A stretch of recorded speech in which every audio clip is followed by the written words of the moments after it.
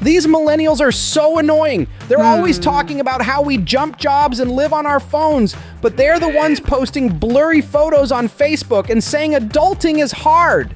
My Gen Z new hire asked if a 90-minute task was too demanding. 90 minutes I used to work 90-hour weeks fueled by coffee and the fear of being laid off. They just don't get it. Do these thoughts sound familiar? Maybe a little too familiar. For years, the workplace has felt like a battleground for a quiet culture war between its two biggest players, millennials and Gen Z. But what if the person you're stereotyping is looking right back at you thinking the exact same thing? Today, we're flipping the table. We're going to look at each generation through the other's eyes and then run those perceptions through a reality check powered by hard data. Want to see how these perceptions are creating major new trends in the workplace? Let's dive in.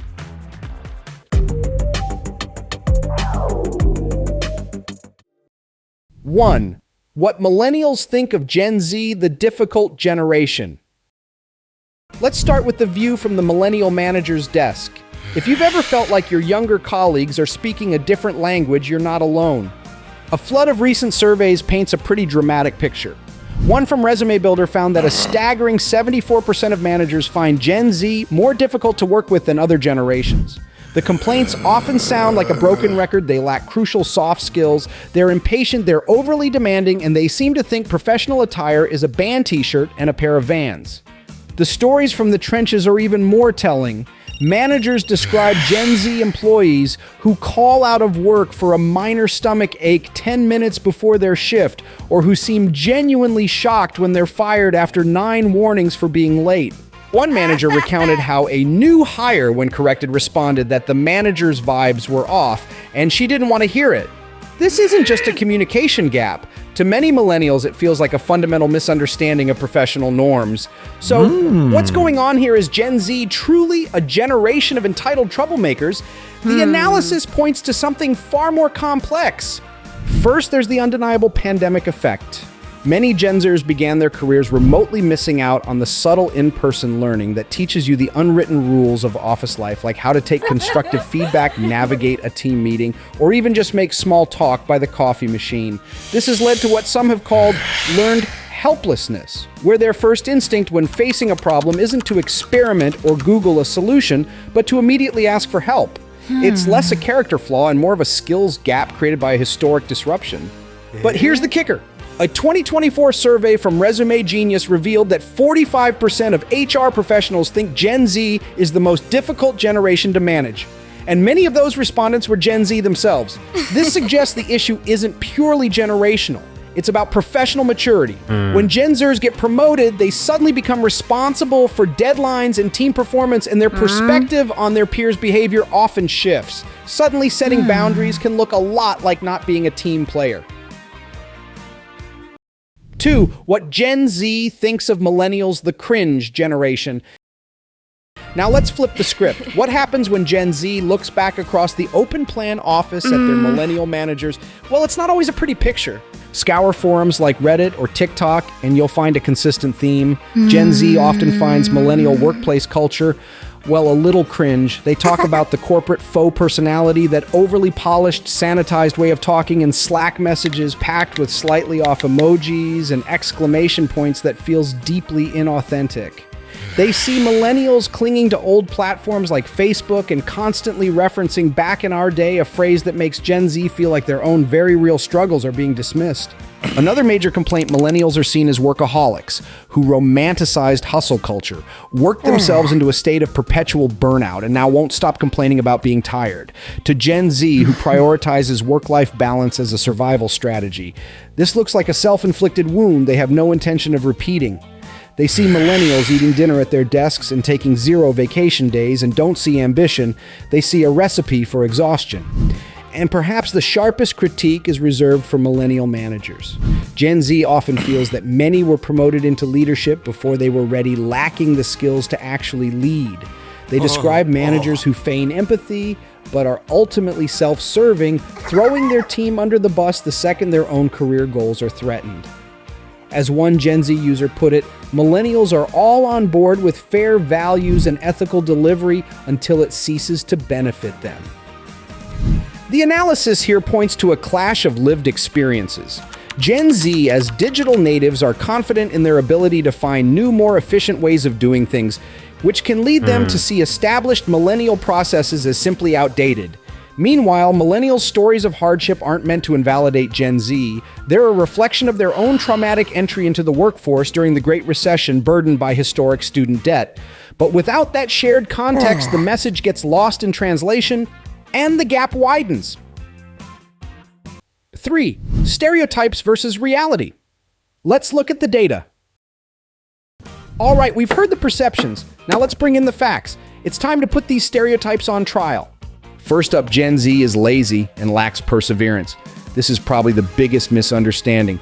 The reality is that Gen Z isn't lazy. They are pathologically efficient. They were raised on the internet, a world that rewards finding the fastest, smartest way to get from point A to point B.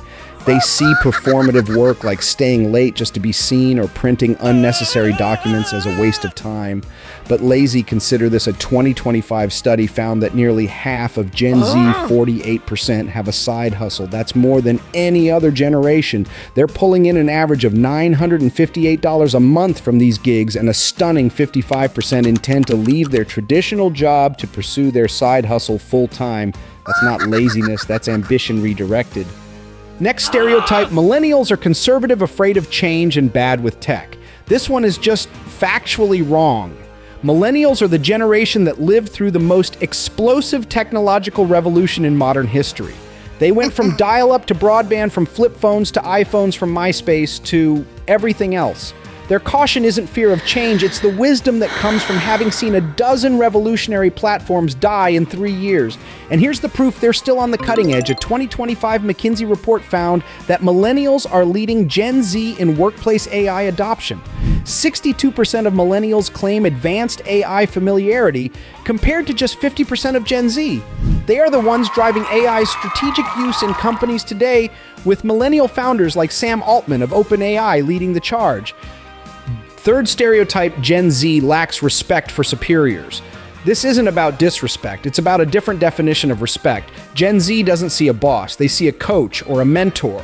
Authority isn't granted by a title on an org chart, it's earned through transparency, authenticity, and competence.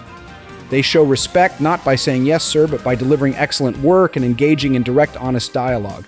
They expect their leaders to be human, to admit mistakes, and to create an environment of psychological safety. In fact, 77% of Gen Z say it's important to work for a company whose values align with their own, proving that for them, respect is tied to integrity, not hierarchy.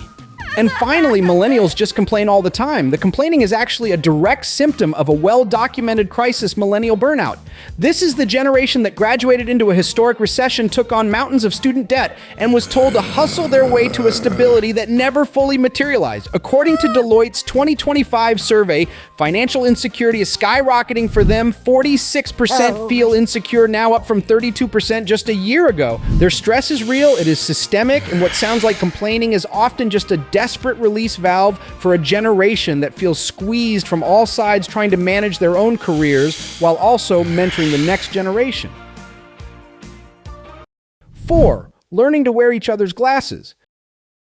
So how do we bridge this gap? Let's try a quick thought experiment. It's an exercise in empathy. Millennials, imagine this, you're 22 again, but it's today. You're graduating with a degree that cost a fortune, and you're watching generative AI automate the very entry-level jobs you were counting on, a fear shared by 61% of your generation. Your first day at work might be from your childhood bedroom over Zoom, with no one to show you the ropes and no low-stakes environment to learn basic office etiquette. In that world, wouldn't you also demand crystal clear expectations, flexibility, and a manager who actively coaches you instead of just managing you? Now, Gen Z, your turn. Imagine you were born in 1985. You survived the 2008 crash by embracing hustle culture because it was the only way to get ahead. Now you're 35, maybe with a family and a mortgage, and you're sandwiched between the demands of your boomer boss and your Gen Z team. You're burnt out, financially stressed, and trying to keep up with technology that seems to change every 6 months.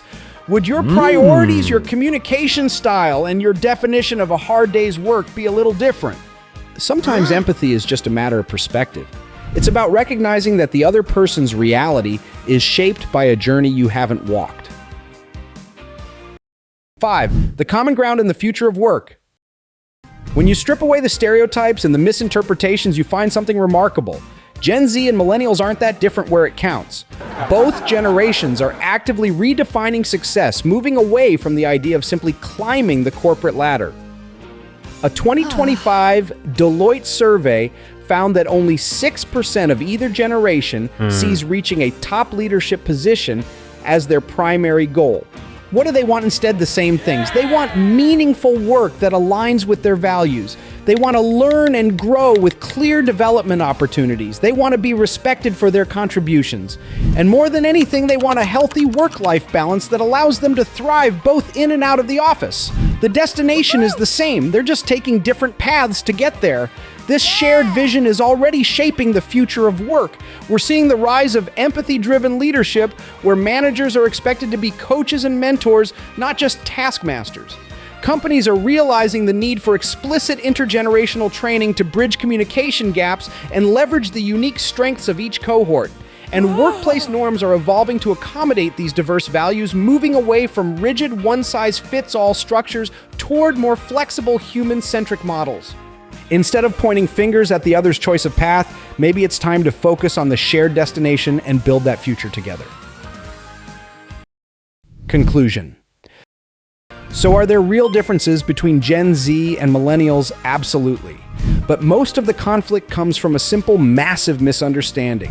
One generation's strategic boundary setting is seen as another's laziness. One generation's experienced caution is seen as another's resistance to change. We're judging each other's highlight reels and behind-the-scenes footage with completely different rulebooks, but what if we started looking for the good? Let's try it right now. What's one genuinely good thing you've seen in the other generation at work that people might not know about? Maybe it's a millennial manager who fiercely protected their team from burnout, or a Gen Z colleague whose tech wizardry saved a project. Comment below with your positive experiences. Let's prove that collaboration is more powerful than caricature. If you found this analysis helpful, do us a favor and hit that like button and subscribe to GenShift. We're dedicated to unpacking the fascinating, frustrating, and funny dynamics of the modern workplace. Join us next time as we explore another piece of the puzzle.